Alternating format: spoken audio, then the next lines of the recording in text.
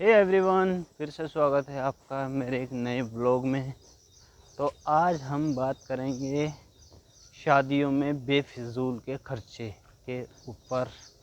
ठीक है, किस तरीके से इंडियन शादियों में बेफिजूल के खर्चे हो रहे हैं, पैसा वेस्ट हो रहा है, टाइम वेस्ट हो रहा है। ठीक है, इस मुद्दे पे हम बात करेंगे। तो आप कभी ना कभी बड़ी बड़ी शादियों में तो गए होंगे, बैंक्वेट हॉल में या कहीं भी। गांव में भी होती है, ऐसा नहीं कि बैंक्वेट हॉल में ही हो रही है, बड़ी बड़ी शादियाँ हो रही है। तो उसमें क्या है, बेफिजूल के खर्चे हो रहे हैं। मतलब अब जयमाला पे वो घूमने वाली कुर्सी आ रही है, ये आ रहा है, वो आ रहा है। मतलब कहीं तो पहले क्या होता था, पहले के टाइम मतलब जो पुरानी शादियाँ होती थी पुराने टाइम में, लोग, हमारे दादा बाबा बताते थे कि लोग 3-3 4-4 दिन रुक के जाया करते थे। और मिठाई, मतलब थोड़ी बहुत मिठाई दे दी, ये सब खा लिया और इस तरीके से बारात जाया करती। पर अब तो पूरा गांव, पूरा शहर बैंक्वेट हॉल में जा रहा है भाई साहब। मतलब पूरा धूमधाम से मनाया जा रहा है। और खर्चा 1 करोड़ लग गए शादी में, 2 करोड़ रुपए लग गए, इतने लाख लग गए, उतने लग गए। पहले कहाँ लगते थे इतने? 10-20 आदमी चले गए, ख़त्म हो गया।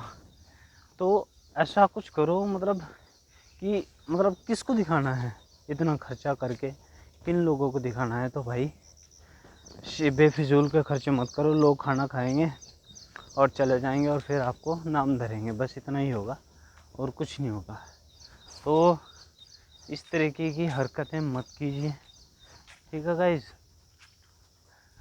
समझाओ लोगों को कैसे, मतलब शादियों में जो बेफिजूल के खर्चे हो रहे हैं, इनमें बचत कैसी होगी, किस तरीके से बचा जाएगा इन खर्चों से। इसके बारे में थोड़ा जागरूक करो लोगों को, समझाओ, उन्हें बताओ क्या होगा, कैसे होगा, किस तरीके से। मतलब शादियों में जो बेफिजूल के खर्चे हैं, फिर लोग आपको ही, मतलब आप शादी में पैसा तो लगा देंगे, फिर उसके बाद क्या होगा कि फिर उसको सारी उम्र आप उतारते रहोगे, जो आप कर्जा लेके शादी करोगे। कुछ लोग तो ऐसे भी हैं कि जिनकी अकेली अकेली बेटी है या अकेला बेटा है, ज़मीन बेचकर शादी कर रहे हैं। तो कुछ अपना प्लॉट बेच दिया, ये कर दिया, वो कर दिया। मतलब कुछ ना कुछ, मतलब शादी में इतना दिखावा करना है कि जो अपनी जमा पूंजी है वो सब ख़त्म कर दी। तो उसके बाद फिर क्या होगा, फिर मतलब जो आप इतना कर्जा लेके शादी कर रहे हो, फिर मतलब उसको उतारते रहोगे सारी उम्र। तो ऐसा क्यों ही करना। 10 आदमी बुलाओ, 20 बुलाओ, अरे भाई आप पूरे गाँव को बुला रहे हो, मतलब या पूरे शहर आपने इकट्ठा कर रखा है। जिन लोगों के पास पैसा है वो तो ठीक है, बट जो लोग गरीब हैं, और जैसे दहेज की प्रथा चल रही है, आपको पता ही है, दहेज मांगना, लोग बोलते तो ज़रूर हैं कि दहेज लेना गलत बात है, बट लेते ज़रूर हैं। ठीक है, तो इस प्रथा के प्रति भी लोगों को जागरूक करो कि दहेज नहीं लेना चाहिए। अरे आप शादी में इतना पैसा खर्च कर रहे हैं, फिर भी दहेज की क्या ज़रूरत है? या तो फिर आप शादी में इतना पैसा खर्च ही मत करो। जो आपको दहेज लेना ही है तो मत किया करो उस शादी में इतना पैसा खर्च। या तो फिर दहेज ही ले लो या फिर अच्छे से शादी करा लो। आपको दोनों चीज़ चाहिए, शादी भी अच्छी होनी चाहिए और दहेज भी अच्छा ही आना चाहिए। तो इस तरीके की जो प्रथा चल रही है उनको ख़त्म करने के लिए क्या कुछ किया जाए। ठीक है, ख़त्म करो उन लोगों को, मतलब उन प्रथाओं को जो इस तरीके की चल रही है। उसके लिए कुछ अभियान चला दो, कुछ संस्थाएं चला दो। और हाँ, हमारे यहाँ मैंने देखा है ऐसे भी कुछ लोग हैं जो 10-10, 20-20 लड़कियाँ और लड़के इकट्ठे करके उनकी शादियाँ कराते हैं, जो तो मतलब बहुत ज़्यादा गरीब हैं।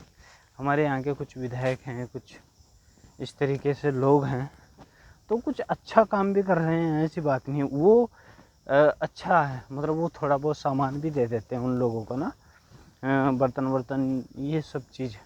वो अच्छे लोग हैं, वो करते हैं अच्छा काम। ये लोग तो मतलब दिखावा करते हैं लोग, इतनी बड़ी बड़ी शादियाँ, गाड़ी दे दी, वो कर दिया। अरे भाई मिल के, और भी तो गरीब लोग हैं जिनकी शादी नहीं हो पा रही है, उनका भी तो थोड़ा ख्याल रखो, उनके बारे में भी सोचो। वे भी हैं जिनका कुछ हो नहीं रहा है, उनकी सहायता कर लो। मान लिया आपकी एक गाड़ी की कीमत से 2 लड़कियों की शादी हो जाएगी उन बेचारों की, तो उनके बारे में भी कुछ थोड़ा बहुत सोचना चाहिए। या अपनी शादी में दिखावे के चक्कर में इतना पैसा खर्च कर दिया, लोग भूल जाएंगे भाई, 2 दिन बाद भूल जाएंगे कि आपने क्या दिया, क्या लिया, शादी में कितना किया, कोई मायने नहीं रखता।